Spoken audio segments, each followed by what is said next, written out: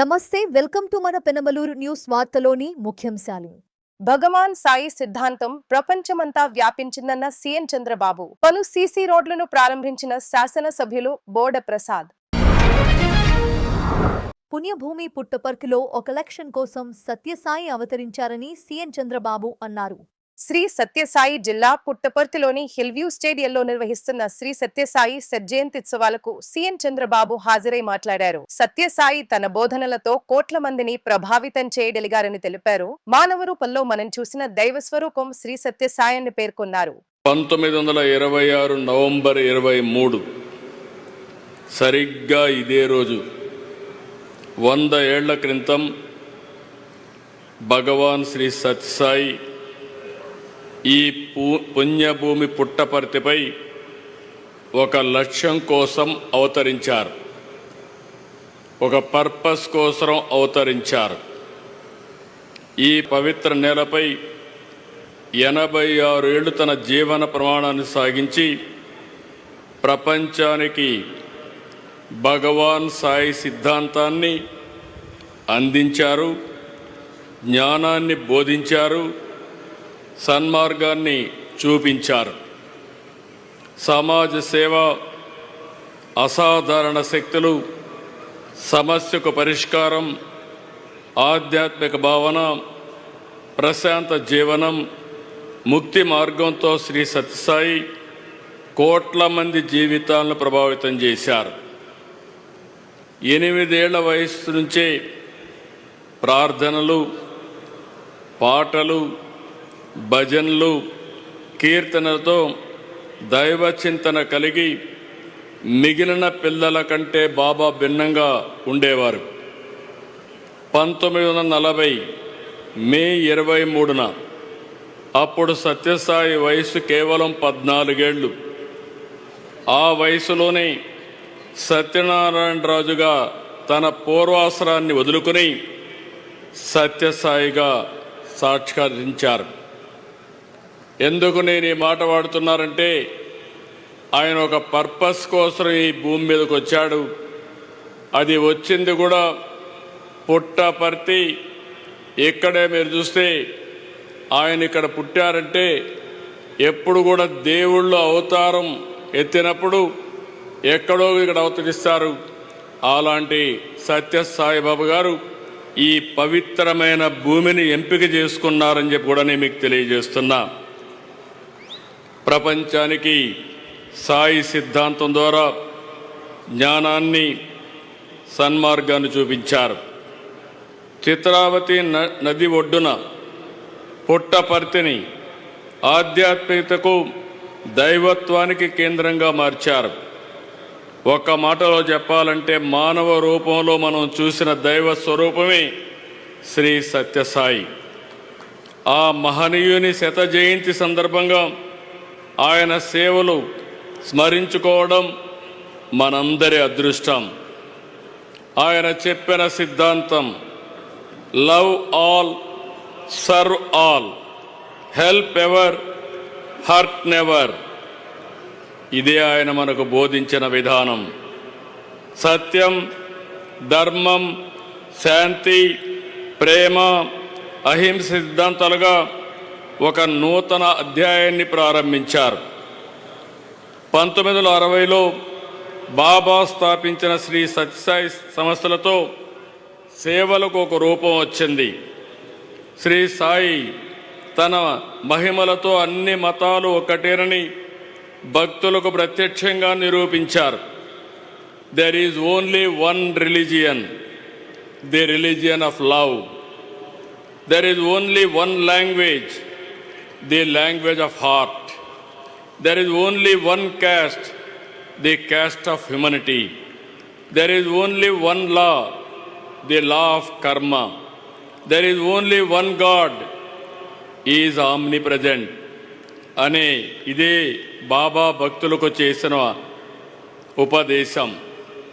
ఈశ్వశాంతి, ఈశ్వర సౌభాగ్యం, సకల జనుల సమిక్షేమాన్ని బాబా కోరుకున్నారు. కాబట్టి పుట్టపర్తిలో పుట్టిన భగవాన్ సాయి సిద్ధాంతం విశ్వవ్యాప్తమైంది. భగవాన్ మనోదర్శనం ద్వారా, ఇంట్యూషన్ ద్వారా దేశ విదేశాల నుంచి సంపన్నులు, దేశాధినేతలు, అత్యంత ప్రముఖులు వచ్చి బాబాను చూపిన సేవా మార్గాన్ని అనుసరించారు. ఆయన ఎవరిని రమ్మని అడగలేదు, వాళ్ళంతట వాళ్ళే వచ్చారు. బాబా సిద్ధాంతాన్ని పాటించారు. వారికి డబ్బు, పేరు, పదవి ఉన్నా ఎక్కడా లేని మానసిక ప్రశాంతత ఒక్క పుట్టపర్తిలోనే సత్యసాయి బాబా వారికి అందించారని చెప్పి మరొక్కసారి విజ్ఞప్తి చేస్తున్నాను. ఆయన లేకపోయినా ఆయన నింపిన స్ఫూర్తి ఉంది. ప్రశాంతి నిలయం ఒక ఎనర్జీ సెంటర్. బాబా శత జయంతితో పాటు ఈరోజు మరో విశిష్టత కూడా ఉంది. ఈ పవిత్ర ప్రశాంతి నిలయం నిర్మించి నేటికి 75 సంవత్సరాలైంది. 1950లో నవంబర్ 23న ప్రశాంతి నిలయం ప్రారంభమైంది. ఆ తర్వాత బాబా దర్శనానికి, బాబా ప్రవచనాలకు, ఆధ్యాత్మిక సంబరానికి ప్రశాంతి నిలయం వేదిక అయింది. భక్తుల బాధలకు, సమస్యలకు, కష్టాల పరిష్కారం చూపే పవిత్ర ప్రదేశం ఈ ప్రశాంతి నిలయం. బాబా మనోదర్శనం ద్వారా విదేశాల నుంచి సైతం వేలాది భక్తులు తరలివచ్చి సేవలో భాగమయ్యారు. తమ సమయాన్ని, ధనాన్ని సేవకు ఖర్చు పెట్టారు. ఇక్కడే ఉండి తరించారు. మానవ సేవే మాధవ సేవగా భావించే బాబా 1972 ఏర్పాటు చేసిన శ్రీ సత్యసాయి సెంట్రల్ ట్రస్ట్ ద్వారా సేవలు మరింత విస్తరింపజేశారు. విద్య నుంచి వైద్యం వరకు, త్రాగునీటి నుంచి మానసిక సంతృప్తి వరకు అందరికీ దక్కేలా చేశారు. తెలుగు రాష్ట్రాల్లోనే కాదు, దేశ విదేశాల్లో ట్రస్ట్ ద్వారా విస్తృతంగా సేవలు అందించారు. కులం, మతం, ప్రాంతాలకు అతీతంగా నిస్వార్థ సేవకు నిలువెత్తు రూపమయ్యారు. 102 సత్యసాయి పాఠశాలల్లో 60,000 మంది పిల్లలు చదువుతున్నారు. ఉచితంగా విద్య వారికి అందిస్తున్నారు. జగన్నాథపురంలో ఇటీవల చేపట్టిన మ్యాజిక్ డ్రైన్ల నిర్మాణాన్ని పరిశీలించిన డిప్యూటీ సీఎం పవన్ కళ్యాణ్. ఏలూరు జిల్లాలోని కొయ్యలగూడెం, ద్వారకా తిరుమల మండలాల్లో డిప్యూటీ సీఎం పవన్ కళ్యాణ్ పర్యటించి గ్రామస్తులతో మాట్లాడారు. ఈ సందర్భంగా రాజవరంలో రోడ్డు నిర్మాణం చేపట్టాలని గ్రామస్తులు పవన్ కళ్యాణ్ దృష్టికి తీసుకువెళ్లారు. ఐఎస్ జగన్నాథపురంలో ఇటీవల చేపట్టిన మ్యాజిక్ డ్రైన్ల నిర్మాణాన్ని పవన్ కళ్యాణ్ పరిశీలించారు. నిధులు కొరతున్నప్పటికీ తాడిగడప మున్సిపాలిటీ పరిధిలో ప్రణాళికబద్ధంగా అభివృద్ధి పనులు చేయబడుతున్నామని సీసీ రోడ్ల ప్రారంభోత్సవంలో ఎమ్మెల్యే బోడ ప్రసాద్ అన్నారు. పెనమలూరు నియోజకవర్గం తాడిగడప మున్సిపాలిటీ పరిధిలోని 1,60,00,000 నిధులతో నిర్మించిన కృష్ణాపురం సీసీ రోడ్డు, ₹1,00,00,000 CRDA నిధులతో నిర్మించిన PNR road, Chaitanya college road, Srinivas నగర్లోని సాయిబాబా గుడి రోడ్లను ఎమ్మెల్యే బోడ ప్రసాద్ ప్రారంభించారు. అభిమానులు, కూటమి నాయకులు ఎమ్మెల్యేను ఘనంగా స్వాగతించారు. ఈ సందర్భంగా బోడే ప్రసాద్ మాట్లాడుతూ సంవత్సరంన్నర కాలంలోనే తాడిగడప మున్సిపాలిటీ పరిధిలో సుమారు 45 కోట్ల నిధులతో పలు అభివృద్ధి పనులు చేపట్టామన్నారు. ఈ సంవత్సరంన్నర కాలంలో తాడిగడప మున్సిపాలిటీలో దాదాపుగా 45 కోట్ల రూపాయల పనులు చేశాం. మనది కొత్తగా ఏర్పడిన మున్సిపాలిటీ. దీంట్లో నిధుల లభ్యత చాలా తక్కువ ఉంటుంది. ఒక నెలకి వచ్చి 2 కోట్ల రూపాయలు ఖర్చు only sanitation, drinking water, electrical bills, salaries, ఇక్కడి నుంచి మన చెత్త తీసుకెళ్ళి గుంటూరులో అప్పచెప్పినందుకు దాదాపుగా నెలకి వచ్చి 20 లక్షల రూపాయలు ఖర్చు అవుతా ఉంది. మనకు వచ్చే ఆదాయం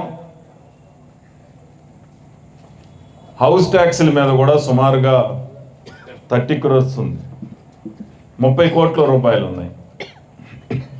అంటే ఖర్చులు పోను ఒక 6 కోట్ల రూపాయలు మిగులుతాయి. ఆ 6 కోట్లతోటి రోడ్ వేసినా, డ్రైన్ వేసినా, లైట్ వేసినా, మంచినీరు పైప్ లైన్ వేసినా ఖర్చు పెట్టుకోవాలి. మరి సిఆర్డిఏ ద్వారా ఈరోజు ఈ రోడ్ వేసాము అంటే సిఆర్డిఏ పరిధిలో ఉండబట్టి ఒక 9 కోట్ల రూపాయలు మన మున్సిపాలిటీకి ఇవ్వటం జరిగింది. ఆ 9 కోట్ల రూపాయల్లో 1,60,00,000 రూపాయలు మీ ఒక్క కృష్ణాపురం రోడ్డుకే 1,60,00,000 రూపాయలు కేటాయించడం జరిగింది. ఈరోజు మీకు ఇక్కడికి వచ్చే ముందు 2,60,00,000 రూపాయలు ఈ రోడ్డుతో కలిపి రోడ్లు ప్రారంభించడం జరిగింది. పక్కనే పిఎన్ఆర్ రోడ్డు, బీజే నగర్ దగ్గర చైతన్య కాలేజీ రోడ్డు, శ్రీనివాస నగర్ దగ్గర సాయిబాబా గుడి బ్యాక్ సైడ్ రోడ్డు 2,57,00,000 రూపాయల నిధులు ఈరోజు ప్రారంభించింది. అట్లాగే కానూరులో మాస్టర్ ప్లాన్ రోడ్లకి మహానాడు రోడ్డు, అలాగే పంటకాల రోడ్డు మన హై స్కూల్ పక్క నుంచి వస్తుంది, ఎన్టీఆర్ స్టాచ్యూ దగ్గరికి డైరెక్ట్గా వెళ్ళిపోద్ది. అట్నుంచి ఒక 6 కోట్లు శాంక్షన్ చేసి అటు వేసాం. ఇంకొక 9 కోట్లు వేస్తే డైరెక్ట్గా మనం ఇంజనీరింగ్ కాలేజీ ఫ్లైఓవర్ మీదుగా ఎన్టీఆర్ స్టాచ్యూ దగ్గరికి మన విజయవాడలో ఆర్టీసీ కాలనీ కానీ లేకపోతే ఆటో నగర్ కానీ చేరుకోవటానికి ఉంటుంది. ఈ apartment back side 60 feet road ఉంది. మొన్న టెండర్లు పిలిచారు, క్యాన్సిల్ చేశారు, త్వరలో టెండర్లు పిలవబోతా ఉన్నారు. ఇక్కడ మీరు విజయవాడ బయలుదేరాలి అంటే బందర్ రోడ్డుకు రావసల్లా, పంటకాల రోడ్డుకు రావసల్లా, నిడమానూరు రోడ్డు ఎక్కవసల్లా, డైరెక్ట్గా ఇటు వెళ్ళిపోయి అది ఈ రోడ్డు ఏదో ఒకటి కనెక్ట్ అయిపోద్ది. మహానాడు రోడ్డు ఎక్కేస్తే 5 నిమిషాల్లో ఎన్టీఆర్ యూనివర్సిటీ దగ్గర ఉంటారు, లేకపోతే డైరెక్ట్గా వెళ్ళిపోతే టౌన్లోకైనా ఒక 20-25 నిమిషాల్లో వెళ్ళిపోతారు. ఇవన్నీ కూడా ఒక్కోటిగా అన్నీ చేసుకుంటూ వస్తూ ఉన్నాం. అయినా సమస్యలన్నీ తీర్చేస్తామని మాత్రం చెప్పట్లా. మా సాయశక్తుల మేము మా ప్రయత్నం చేసి ఎక్కువ శాతం పనిచేస్తాం. బాగా పనిచేశారు, శబాష్ అనే విధంగా మీరు అందరూ మెచ్చుకునే విధంగా పనిచేస్తామని చెప్పి ఇప్పుడు ఎల్ఆర్ఎస్ బీపీఎస్ వచ్చింది. జనరల్గా మనం ఏంట్లే మనం అని చెప్పి ఒక ఫ్లోర్ ఎక్కువ వేసేస్తాం, లేకపోతే డీవియేషన్స్ కడతాం. మీరు ఇప్పుడు ఆ బిల్డింగ్ రెగ్యులైజ్ చేసేసుకుంటే వచ్చే డబ్బులతో రోడ్లు వేసేస్తామని చెప్పి ఒక 4-5 నెలల్లో కొద్దిగా ట్యాక్సులు కానీ ఆ బీపీఎస్ కానీ ఎల్ఆర్ఎస్ కానీ మీద కొంత డబ్బులు వస్తాయి, రోడ్లు అభివృద్ధి చేస్తామనే నమ్మకంతో ఉన్నాం మేము. డెఫినెట్గా ఇది ఒక సదవకాశం. ఆ డబ్బులన్నీ కూడా మనకి ఇక్కడ ఏదైతే రోడ్లు ఉన్నాయో అన్నీ కూడా రోడ్లు అభివృద్ధి చేసేస్తామని చెప్పి ఈ సందర్భంగా తెలియజేస్తున్నాం. అమరావతి ఎన్టీఆర్ భవన్ నందు జరిగిన మీడియా సమావేశంలో ఏపీ గ్రంథాలయ పరిషత్ చైర్మన్ గోనుగుంట్ల కోటేశ్వరరావు మాట్లాడుతూ సభ్య సమాజం తలదించుకునేలా వైసీపీ నేతల భాషుందని విమర్శించారు. ప్రతిపక్ష నాయకుడు, ప్రతిపక్ష పార్టీ నాయకుడు, పులివిందల శాసనసభ్యుడు ఎక్కడికి వెళ్ళినా కూడా చిల్లర బ్యాచీలను తీసుకుపోయి మాట్లాడిస్తున్నాడు.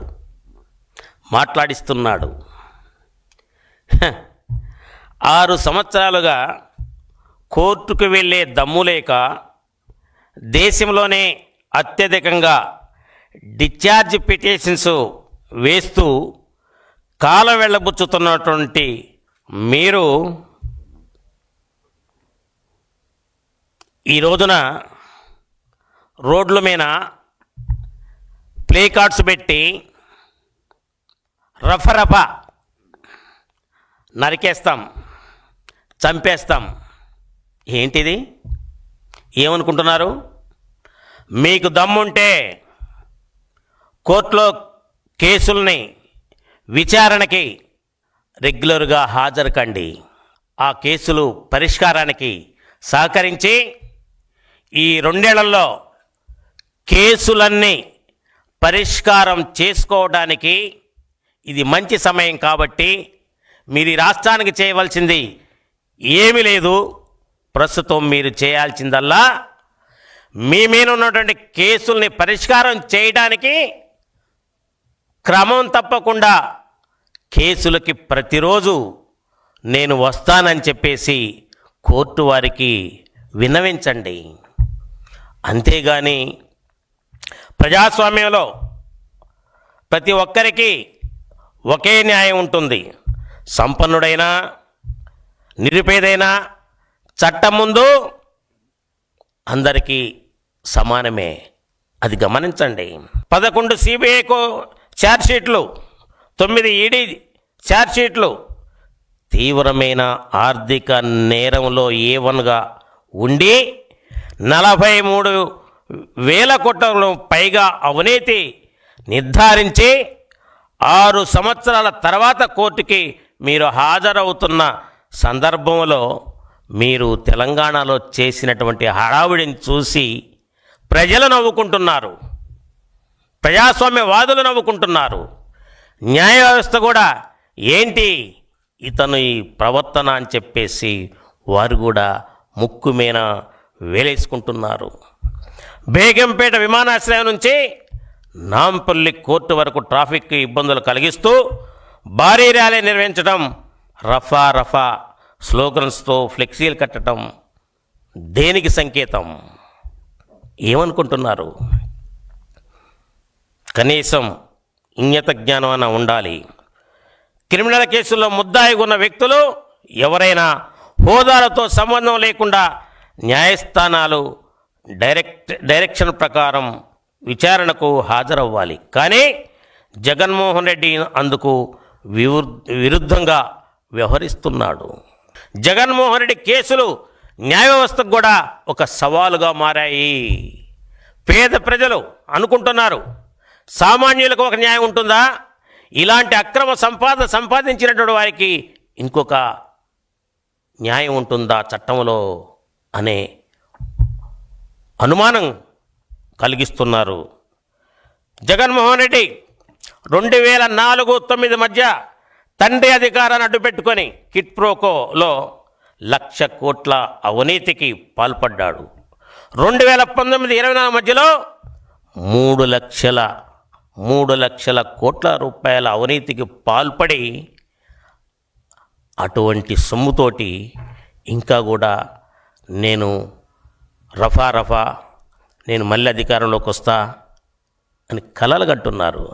జగన్మోహన్ రెడ్డి మీరు అధికారంలోకి రావటం కల్లా ఒక్కసారి అవకాశం ఇమ్మని చెప్పి ప్రజల్ని మోసం చేస్తే ప్రజలు మీ మాట నమ్మి ఒక్కసారి అవకాశం ఇచ్చిన నేరానికి ఆంధ్రప్రదేశ్ రాష్ట్రం ఎంత నష్టపోయిందో ప్రజలంతా కూడా గ్రహించారు. ఆ 5 సంవత్సరాలు చూశారు కదా. ఈ రోజున రాజధాని లేని రాష్ట్రంగా తయారు చేసి రైతుల్ని ఇబ్బంది పెట్టారు, మహిళల్ని ఇబ్బంది పెట్టారు, మైనారిటీలను ఇబ్బంది పెట్టారు, బీసీలను ఇబ్బంది పెట్టారు. ఒక్కరని కాదు, మీ ప్రభుత్వం మీరు అధికారంలో ఉన్న 5 సంవత్సరాలు రాష్ట్రం దేశం మరిచిపోని విధంగా చేశారంటే మరలా మిమ్మల్ని 2029లో ప్రజలు కోరుకుంటారనుకుంటున్నారా? వార్తలు ముగించే ముందు ముఖ్యాంశాలు మరోసారి. భగవాన్ సాయి సిద్ధాంతం ప్రపంచమంతా వ్యాపించిందన్న సీఎం చంద్రబాబు. పలు సీసీ రోడ్లను ప్రారంభించిన శాసనసభ్యులు బోడ ప్రసాద్. వార్తలు ఇంతటితో సమాప్తం. తిరిగి మరల తర్వాత ముఖ్యాంశాల్లో కలుద్దాం. అంతవరకు చూస్తూనే ఉండండి మన పెనుమలూరు న్యూస్.